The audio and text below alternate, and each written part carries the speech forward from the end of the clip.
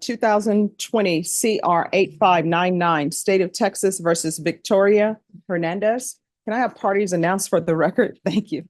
For the state. Defense. Michael DeLeon for Ms. Hernandez. And are you Ms. Hernandez? Yes, ma'am. Did you review the document entitled Motion to Enter Adjudication of Guilt and Revoke Community Supervision with your attorney? Did you understand it? Yes, Your Honor. And counsel, I know you were recently appointed to represent Ms. Hernandez. Are you waiving your time? We are waiving any type of preparation period, Your Honor. I believe we have come to a resolution that'll be acceptable to the court. All right. And do you have any objection to proceeding, Ms. Hernandez? No, Your Honor. All right. Are you the same Victoria Irene Hernandez who was placed on deferred adjudication in 2020 CR 8599 for the offense of abandoning a child with intent to return on January 4th, 2021 for a period of 3 years? Is that you? Yes, ma'am. All right. State. Yes, Your Honor, violated condition number 13 on or about the 23rd day of April 2024 in Bear County, Texas. Defendant Victoria Irene Hernandez did then and there operate a motor vehicle without a valid Texas driver's license in violation of condition number 13. How do you plead to that? True or not true?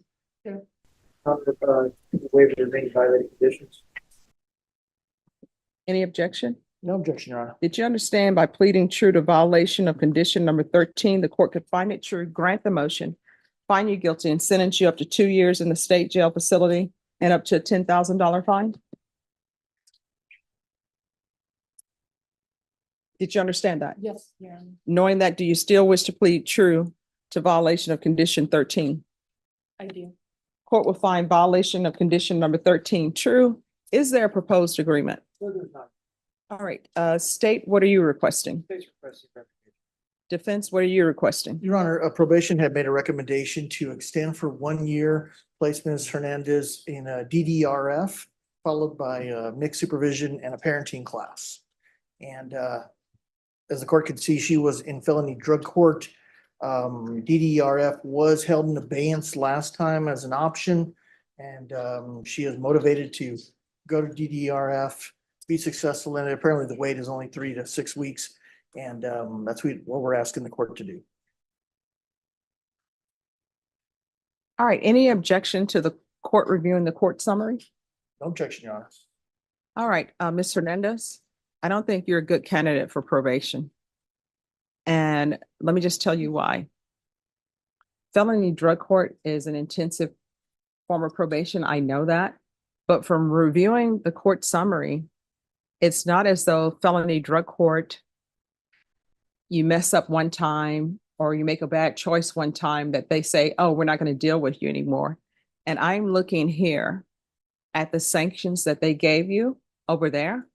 And let me just tell you how many sanctions they gave you, which means this is how many chances they gave you. You understand? So it's 1, 2, 3, 4, 5, 6, 7, 8, 9, 10, 11, 12, 13, 14, 15, 16, 17, 18, 19, 20, 21, 22, 23, 24, 25, 26, 27, 28, 29, 30, 31, 32, 33, 34, 35, 36. That's what you're coming to this court with. 36 times felony drug court was seeking to work with you. So you see where my mindset is? And do you understand why? Yes, Your Honor. And so I placed you on probation here. And even here, you had a motion to revoke filed against you. And that was on, well, it was heard on March 9th, 2022. And that's when you were sent to felony drug court. So I don't think you're a good candidate for probation. Judge, if I could, Yes. one thing for Ms. Hernandez, the good thing about felony drug court for her was that it is our belief that it has worked. She has been clean since September, and if she was tested today, she's going to come up negative. Mhm. So, it's not like she totally, yeah, there's several things that she did do correctly in felony drug court. There are a number of things, obviously, as the court has seen, that weren't done correctly, but she's made a lot of her appointments, And she has ended up clean, which is the point of felony drug court.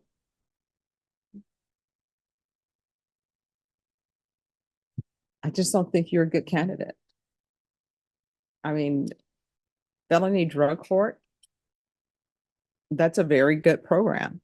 And what felony drug court has placed, you know, the issues they have with you. I mean, they're major issues, but instead they are still trying to work with you. And they tried to work with you a lot. Here's the thing. I know a lot of people want to stay on probation. They do. Like nobody wants to go to prison. I don't take any joy in sending the people to prison. And everybody that I send to prison or everybody I place on probation, I actually do remember them. Even as a defense attorney, I had some clients who ended up in prison. Guess what? I still remember them and wondering how they're doing and hopefully they've changed their life. And it'll be the same with you. I just don't think you're a good candidate for probation. I think we tried. So, And Judge, the only other thing is she's never been given a felony conviction before. That's why she wants to stay on defer. She's motivated for it. And that's why she was hoping that the probation's recommendation would be followed. all right, this is what I'm going to do. I'm going to find 13 true. I'm going to revoke, find you guilty, and I'll sentence you under 1244. Does anybody want to state any objection to her being sentenced under 1244? All right, I'll sentence you under 1244. Let's talk about the time. Yeah, how much time does she have?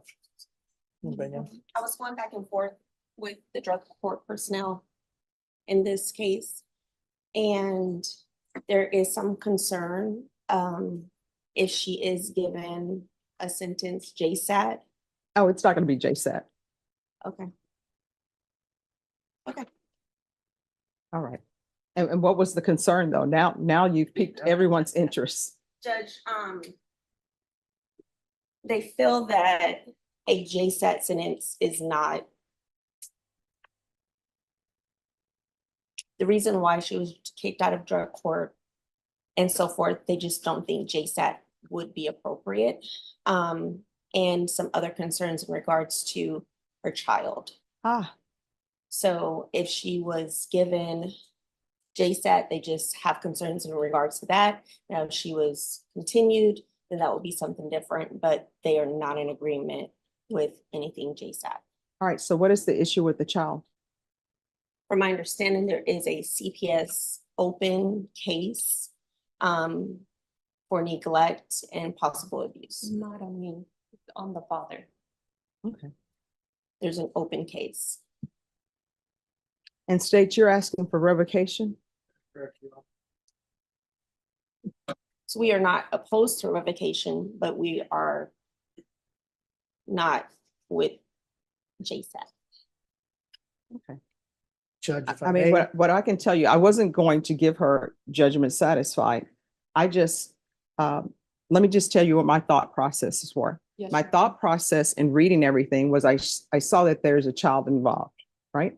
This case involves a child and it's abandoned with intent to return. So I understand, and I understand that that child, they're telling the report is special needs, Yes. but she's making horrible choices. at the same time, Judge, if she goes to DDRF, it doesn't kick the can down the road. It puts her in a position where potentially she'll be a better citizen, better productive parent. So DDRF only lasts for long, probation only lasts for long.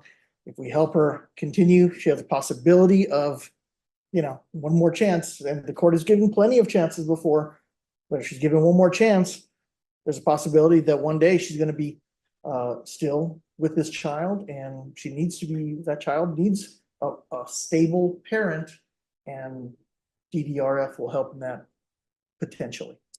State? Is the state still recommending revocation? Well, Judge, little of child involved, I mean, the state would be opposed to DRF, follow-up, and be appropriate, hopefully, because it looks like the person knows that we have in our system that the defendant might have an anger management problem, and any type of additional help might help for the future of that child, at least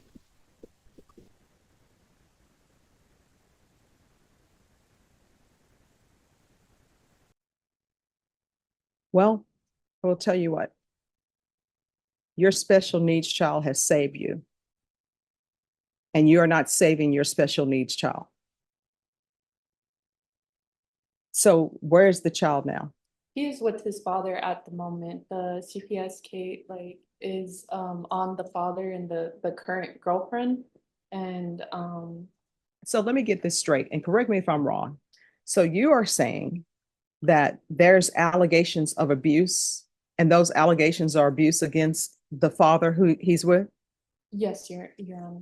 And the case has been open for about they opened one CPS case, my court did, because of the what they had found in my phone. And then the caseworker got in touch with What did with they the find? father. Wait, raise your right hand for me, please. You solemnly swear and affirm the testimony you give will be the truth and nothing but the truth. Yes, Your So Honor. help you God. Yes, Your Honor. All right, So state your name. Victoria Hernandez. What did they find in your phone? So they found that, so I had found out that my kid's father was locking my son in the room, and I wasn't aware, like I had, like, so later on, they said that it was because like the autism doctor recommended that they lock the door at night, but I thought like they were just locking my son in the room like all day. And so that's what drug court found on my phone when they were going through our messages, was me like getting mad at the dad about locking my son in the room, and so they called CPS for neglect. And then the dad got another CPS case because I believe the school called CPS for neglect as well. All right, any objection to somebody from drug court zooming in? No objection. All right, just have a seat. Drug court is going to zoom in so we can get